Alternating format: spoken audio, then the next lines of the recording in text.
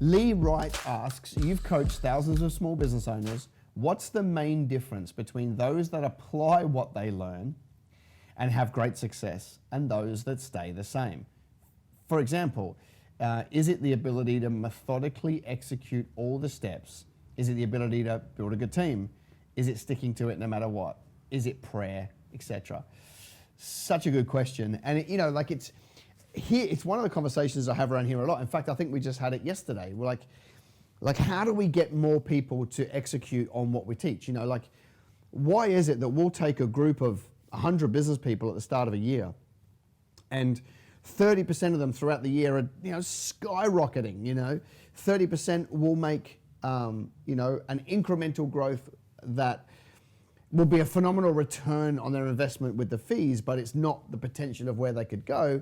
And why is it that a third will not do much at all, And we are constantly, that's why I'm always adding in accountability and ideas and more support into our programs, because I want to get those ratios better. And so that's the question here, right? What's the main difference between those that apply what they learn and have great success and those that stay the same?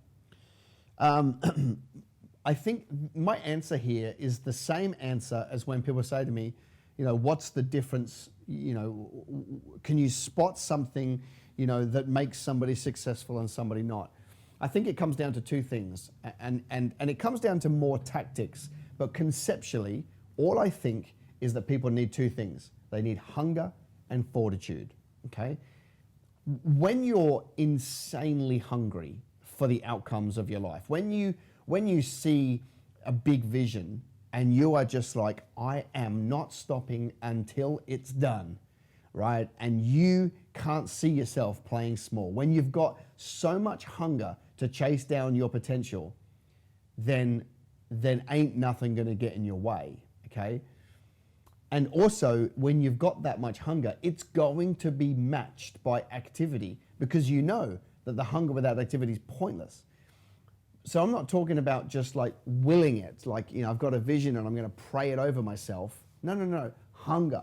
If you were 100% hungry to achieve your goals, then you would be reading everything about the vision and your products. You would be attending everything you can. You'd be signing up for programs, buying books, DVDs, listening to podcasts, talking to people, out networking. When you're hungry and you are committed, you will do whatever it takes to get there, okay?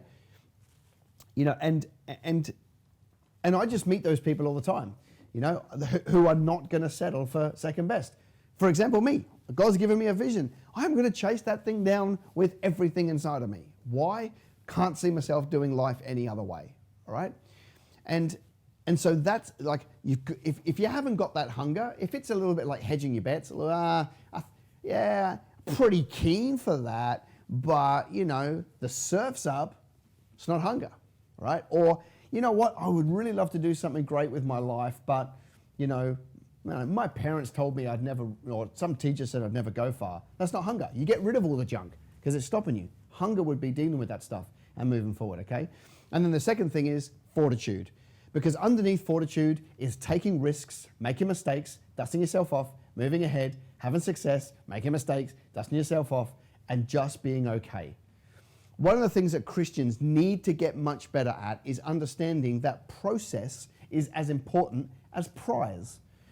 The vision is great and the hunger is great, but you've got to be able to be okay with the journey. It's long, it's hard, it sucks at times. And I've told you guys before, like one of the mottos that I live by, and it's not particularly inspiring, is life is hard and then you die. And so what that does is it lets me know that it's not all rosy and it's going to be tough and it's going to be hard and people let you down.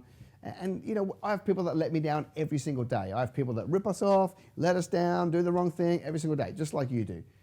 But I don't let it derail me. I don't let it derail me from it, because you've got to have that fortitude. You've got to be thinking 10 years out. You've got to be thinking about working really hard. You've got to be thinking about executing. And I think if you do that and you have those two things, then of course you will win. What I can't do is I can't just say it's those that execute, because executing is the end result. It's the action, and action is always, follows a decision and mindset and thinking, and that's where we've got to tackle this. Okay, That's why it's hunger and decision. I'm just going to do it for as long as it takes. Just to kind of bring a loop to that, the way that I developed hunger, right, and fortitude was these two things. And I've said them before and I'll say them again. The way I developed hunger was I said to the Lord, I want to plumb the depths of everything you've put inside of me, and I want to hit my absolute potential in my life. I want nothing less than exactly what you've called for me, okay? And then the way I get my head around fortitude is I just realized my life is not my own. So the process is not my own. My life is not my own. It was bought with a price. My old man died to self. I'm rise again in Christ. That means I don't have rights.